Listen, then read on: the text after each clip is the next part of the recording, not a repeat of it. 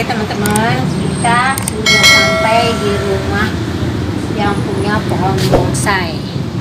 Nah, sekarang kita ke dalam nemuin orangnya ya. Mudah-mudahan orangnya ada. Tadi saya sudah janji sama dia, ya kita dari dekat di TV untuk nemuin orangnya.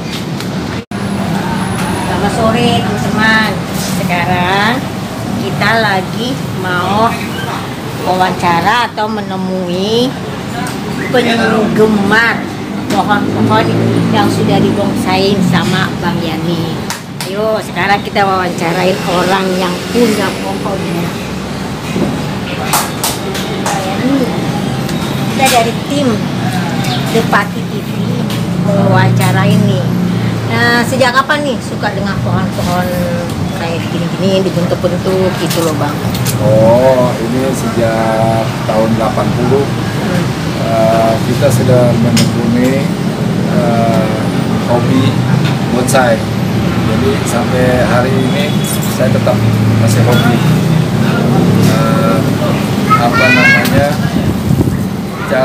Cara pembuatan dan cara ininya nanti ibu bisa ikutin saya untuk keterangan lebih lanjutnya. Dari satu pohon ini di bonsai itu makan butuh berapa bulan? Oh, kalau di bonsai itu tidak ada yang bulanan, jadi minimal 3 sampai puluhan tahun bahkan ratusan tahun. Nah ini contoh, kayak ini pohon asem saya buat dari tahun 80, saya buat sampai sekarang sekitar 40 tahun umurnya kalau asem ini. Kira-kira di pohon ini ada berapa pohon Bang yang udah Abang buat? Kalau jenisnya sekitar kurang lebih ada 12 jenis, tapi yang kita udah buat mungkin udah sekitar ratusan pohon, karena dari tahun 80 sampai saat ini kita udah berapa ratus pohon yang kita udah buat. Ya ini yang ada contohnya. Kira-kira satu pohon ini bisa dijual sama orang yang penyuka ini berapa Bang? Yang sudah Abang Kolektor. Nah, itu tergantung ya Mbak. Jadi yang pertama harganya itu bisa mahal jenisnya. Dia dari mana? Lokal atau impor pohonnya. Yang kedua bentuk. Nah bentuknya itu bukan besar kecil, tapi bentuknya yang unik, yang enak dilihat. Terus soal harga sih sebenarnya nggak jadi masalah. Dia sekitar minim itu 500 sampai bahkan sampai miliaran Mbak harganya ada pohon bonsai. Dulu juga. Ya nih biasanya kolektor yang ini biasanya datangnya dari Jakarta atau dari kota atau dari negara lain. Oh, customer saya sendiri biasanya datang dari Jakarta sendiri, penggemar bonsai Jakarta. Ada juga penggemar dari daerah, biasanya kolektor dari daerah. Tapi umumnya kalau kita yang sering datang sini biasanya orang dari Jakarta kebanyakan. Yang senang untuk bisnis, senang untuk kolektor. Itu aja sih Pak. Bang, kalau buat kayak begini ada sekolahnya nggak nih Bang? Maksudnya Bang? Kalau saya sih orang otodidak, jadi kebetulan ada teman satu yang hobi dulu di tahun 80. Nah kita coba untuk belajar gitu, cuma nggak maksimal karena waktu itu kan saya sambil kerja. Ya sampai saat ini saya masih tetap harus belajar dan banyak belajar untuk bonsai sendiri.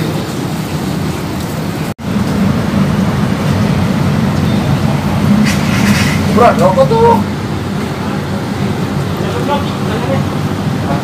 Tanya gimana nih? Proses pembuatannya yang aja. Nah, proses pembuatan itu dia biasanya dari awal kita lihat itu dari alam yang kita ambil atau kita merawat sendiri dari bibit. Kalau dari alam biasanya dia sudah terbentuk. Nah, tinggal kita merangkai ranting-rantingnya aja. Tapi kalau kita dari bibit, ya kita nunggu besar dulu, makan waktunya lebih lama. Nah ini contohnya nih, ini proses dari apa namanya pembibitan. Nah kita harus nunggu besar segini baru nanti kita bisa rangkai. Tapi kalau ini juga contoh nih, kalau dari pembibitan seperti ini makan waktunya lebih lama prosesnya. Tapi kalau kita mendongkel dari alam, ini kita tinggal ngerangkai ranting-rantingnya sambil nunggu kesuburan dia udah selesai, singkat waktunya, bisa sampai 2-5 tahun udah jadi. Tapi kalau kita dari bahan kayak gini, ini makan waktu bisa sampai 15-20 tahun baru bisa besar seperti ini gitu. Halo, udah Bang, biasanya koleksi begini ada komunitasnya namanya apa? Oh ada. Anggotanya ada berapa? Oke. Di Jakarta umumnya cuma satu, PPBI, penggemar bonsai Indonesia.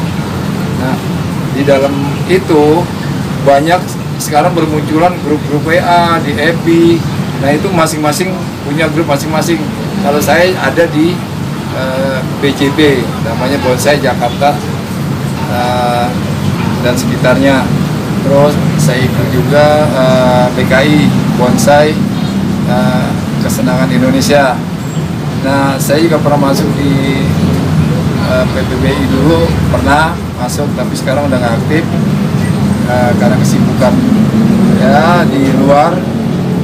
Nah sekarang saya menekuni lebih balik lagi ke bonsai karena untuk merawat, untuk segala macam dia butuh perawatan yang intensif. Koleksi bonsai ini siapa dulu? Nah, tokoh-tokoh dulu waktu di PPBI itu ada Menteri Kehakiman Pak Ismail Saleh, ada dari Jenderal Angkatan Darat Pak Sabto, terus ada lagi pengacara handal kayak Pak Gani Jemaat dulu. Nah mungkin itu udah senior. Nah sekarang ada generasi, karena dia udah semuanya udah almarhum. Sekarang generasi baru yang pola pikirnya juga beda sama orang-orang yang terdahulu di pembentukan organisasi bonsai. Sekarang lebih berkembang dan sekarang kelihatannya ini dah anak-anak milenial dah untuk sekarang udah mulai hobi bonsai. Jadi kita nggak susah untuk belajar, untuk pengembangan, untuk penjualan, terus untuk mendapatkan bahan-bahan bonsai itu kelihatannya sekarang lebih mudah dibanding sama tahun-tahun dulu, tahun 90-an. Kalau saya sih untuk keuntungan buat bisnis ada memang, tapi kita lebih condong ke hobi dulu. Biasanya kalau dari hobi itu punya kesenangan batin tersendiri kalau kita buat bonsai. Ya yang nggak ternilai. Kalau untuk harga diri kita sendiri nggak ternilai. Tapi kalau untuk komunitas biasanya kita suka sharing untuk jual beli. Secara marketnya itu lebih mudah di grup WA ya, di grup FB itu pemasaran lebih gampang Mbak sekarang dibanding sama dulu gitu. Dan harganya juga lebih komunitas itu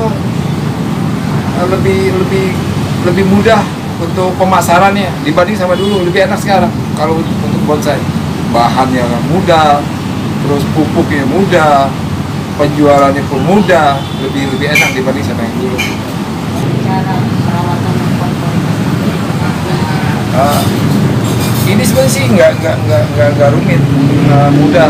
Sekarang kita untuk mendapatkan obat-obatan dari mulai pupuk organik dan non organik itu lebih gampang kita dapat. Nah cuman yang biasa yang saya gunakan ini obat-obatan biasanya sangat sederhana. Cuma kita siram dengan NPK, terus pemupukan dekastar, biasanya itu yang kita gunain. Yang sehari-harinya ya paling kita siram-siram aja Pak, sehari 2 kali. Perawatannya sendiri lah, cuma ya kita gunting aja. Perawatannya nggak susah. dia ada orang yang Oh, ya. minta alamat. Alamat rumah saya Jalan Kebon Jeruk, nomor RT 007, RW 012 nomor 78. Terus nomor WA saya 085972871965. Begitulah dari Pak Titipi. penuka pohon bonsai ini Bang Depati TV selesai sudah. Ya, terima kasih ya Mbak atas kunjungannya. Semoga para penggemar bonsai lebih berkembang lagi dan kedepannya lebih menghasilkan bonsai-bonsai yang istimewa dan berkualitas.